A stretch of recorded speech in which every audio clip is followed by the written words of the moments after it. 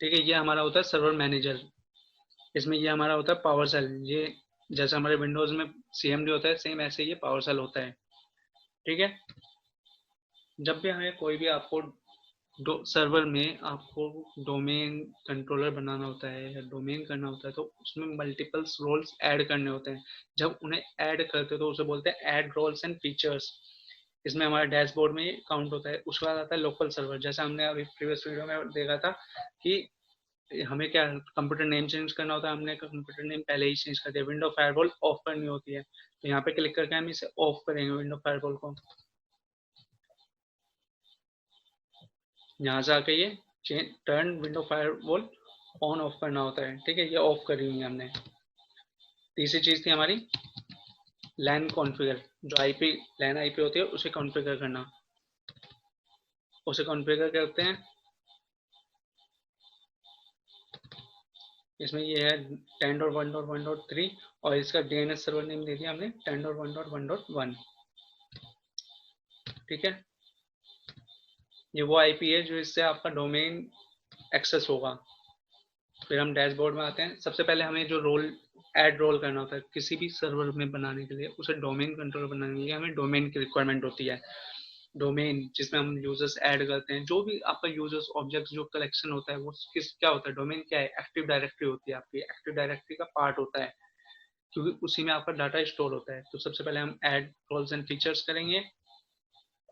ये wizard open हुआ है ऐड रोल्स एंड फीचर्स का। इसमें जैसे जैसे स्टेप है उसे फॉलो करेंगे। नेक्स्ट किया, डोमेन कंट्रोलर इंस्टॉल करने के लिए role based feature based installation करेंगे।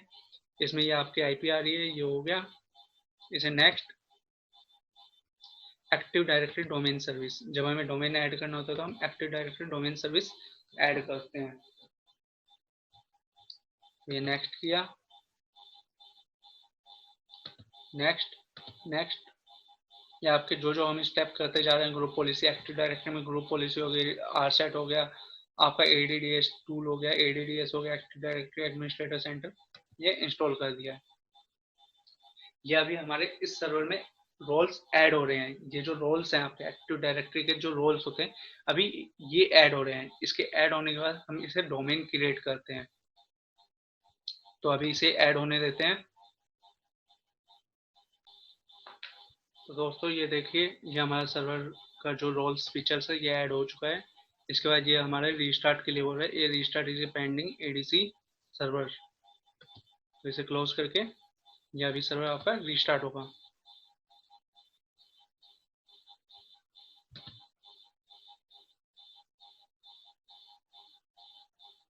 ये अभी आपका चल रहा है। ये आ रहा है ना रीस्टार्ट फीचर्स इंस्टॉलेशन। ये अभी आपका ऐड रोल्स हो रहे हैं। उसके बाद जब आपका ये इंस्टॉल हो जाता है तो आपको करना होता है अपने सर्वर को, डोमेन कंट्रोलर को प्रमोट। ये अभी आपका ऐड रोल्स एंड फीचर्स हुए हैं। उसके बाद आपको करना होता है इसे प्रमोट। आपको इसे डोमेन नेम देना होता है। तो इसे आइए इसे प्रमोट करते हैं हम। इसमें आपके तीन ऑप्शन आ रहे हैं, add a new domain controller और for existing domain, add a new error, determine whether the target server is already domain controller, role change is in progress। ये अभी रोल्स हो रहे हैं। add a new domain to an existing forest, add a new forest। जब हमें करना होता है add a न्यू फॉरेस्ट करना होता है। जब हमारा एग्जिस्टिंग फॉरेस्ट में हम न्यू डोमेन बना रहे होते हैं तो उसके लिए सेकंड पॉइंट होता है। जब हमें एग्जिस्टिंग डोमेन में कंट्रोलर बनाना होता है तो हमारा फर्स्ट ऑप्शन होता है। अभी हमें पहला बनाना है अपना bptp.com के नाम से हम बना रहे हैं। ऐड ए न्यू फॉरेस्ट कर रहे हैं। Add next.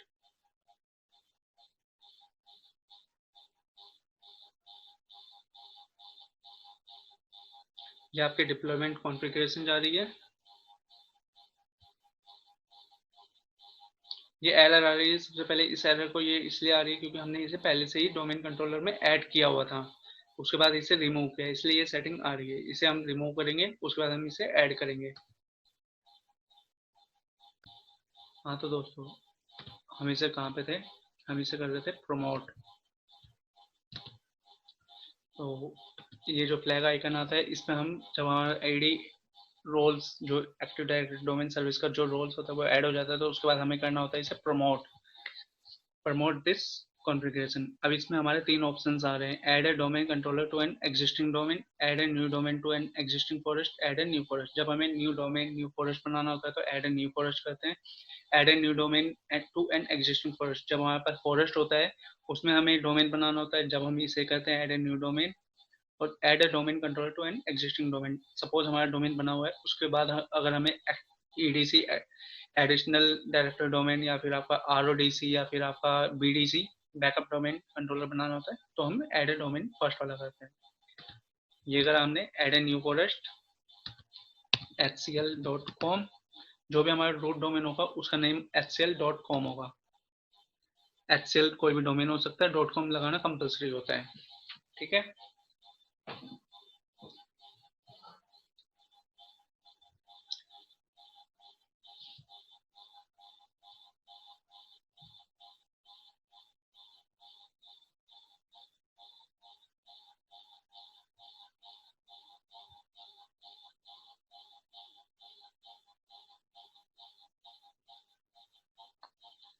ये आता है आपका functional level of the new forest और रूट डोमेन। जो आपके डोमेन होता है और फॉरेस्ट फंक्शनल होता है, ये हमारे दो लेवल होते हैं एक्टिव डायरेक्टरी डोमेन कंट्रोलर के, फॉरेस्ट फंक्शनल लेवल और डोमेन फंक्शनल लेवल, जो हमने पहले ही एफएसएमओ रोल्स में पढ़ चुके हैं।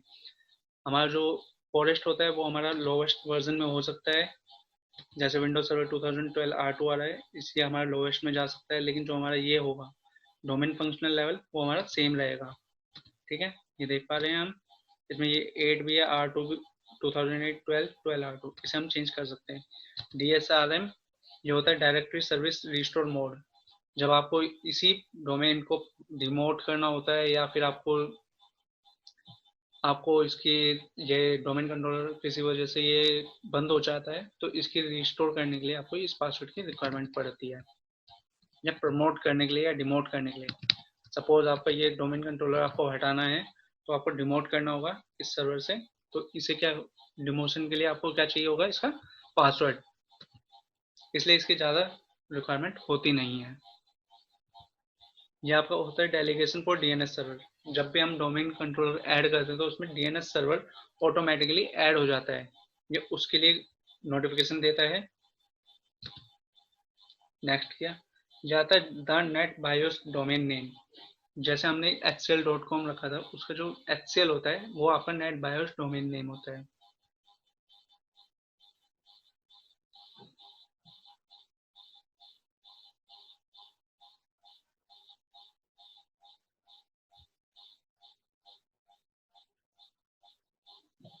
hcl ये आ गया आपका, और ये बाय डिफॉल्ट कैप्स में रहता है।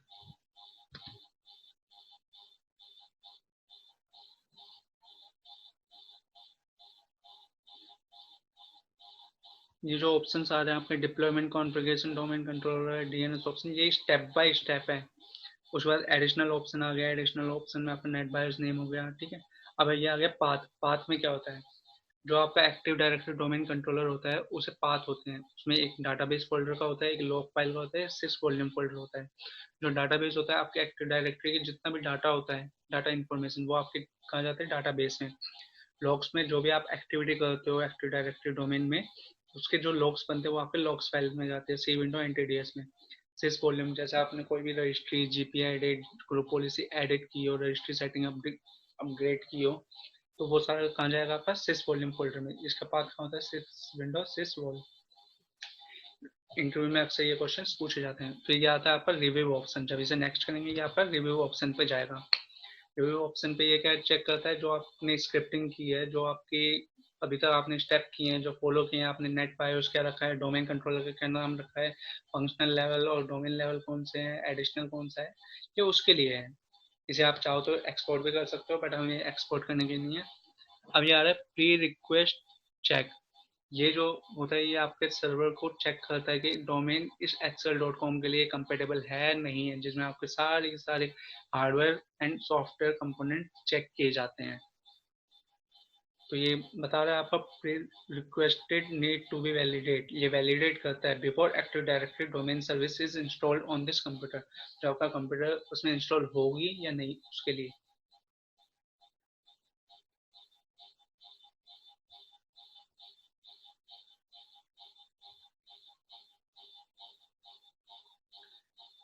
इसे थोड़ा सा टाइम लगता है अपडेट होने में, तो ये पूरे सिस्टम को चेक कर रहा होता है।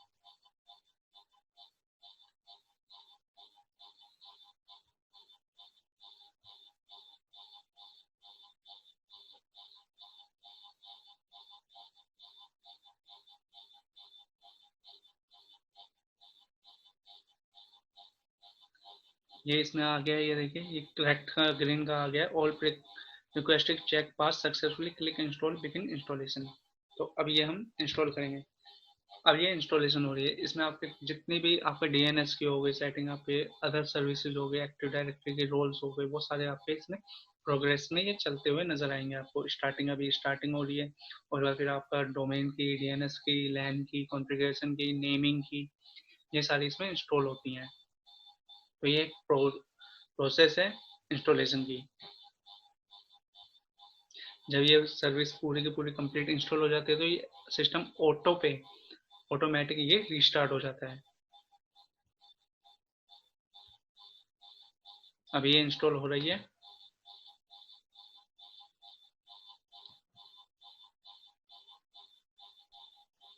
ये देखिए आपका सिस्टम रीस्टार्ट हो चुका है। अब जब आपका सर्वर, आपका डोमेन इंस्टॉल हो जाता है किसी सर्वर में, तो जो उसका नेम होता है, उसके यूजर नेम से पहले उसका नेम शो होने लग जाता है। जैसे हमने पहले ही देखा था कि लॉगिन करने के टाइम पे हमारा जो पासवर्ड यूजर नेम था वो एडमिनिस्ट्रेटर ओनली आता था। वो एक मशीन होती है एडमिनिस्ट्रेटर का, लेकिन जब हम डोमेन की बात कर रहे होते हैं तो वो डोमेन के साथ नेम आता है उसका। वो अभी हम देखेंगे कैसे।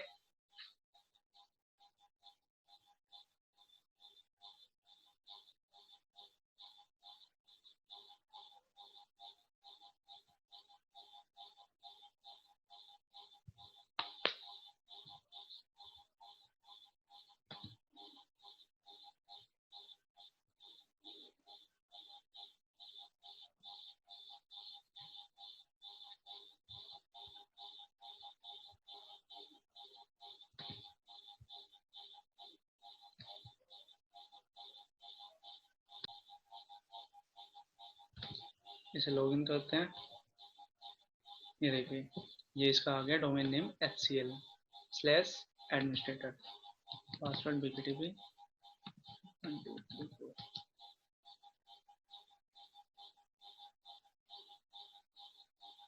अब इसमें देखते हैं हमें क्या क्या चेंजेस मिले हैं।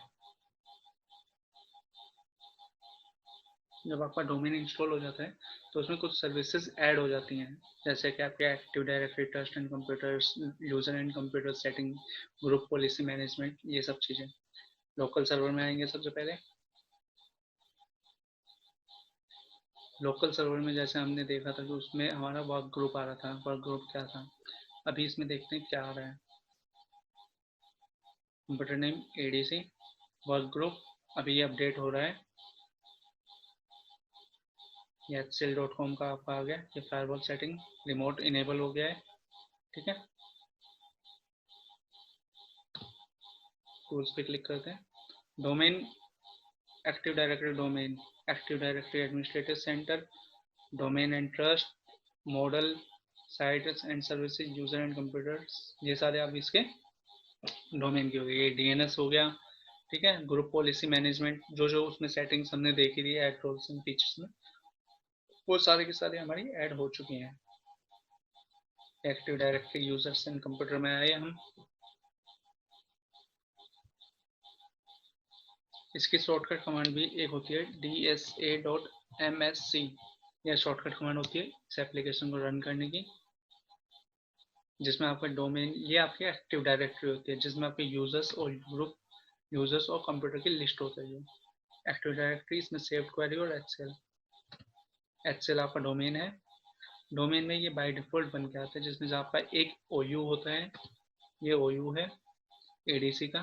ठीक है, ये कंप्यूटर्स हैं, ये बिल्ट इन, ये आपके बाय डिफॉल्ट बने हुए हैं यूजर्स, जिसमें आपके ग्रुप हैं, ये सिक्योरिटी ग्रुप्स बने हुए हैं। Backup operator, certificate, cryptography, distribution list. ठीक है, बाय डिफॉल्ट एक उसमें होता है remote desktop management, applicator, users, ये सारे आपके होते हैं। ये आपके यूजर्स बने हुए हैं, guest, enterprises, RAS, read only, domain controller, RODC का, स्कीमा मास्टर का, स्कीमा एडमिन, ये सारा आपका जो डोमेन कंट्रोलर होता है उसके पास ये यूजर्स क्रिएट होते हैं। तो ये डोमेन कंट्रोलर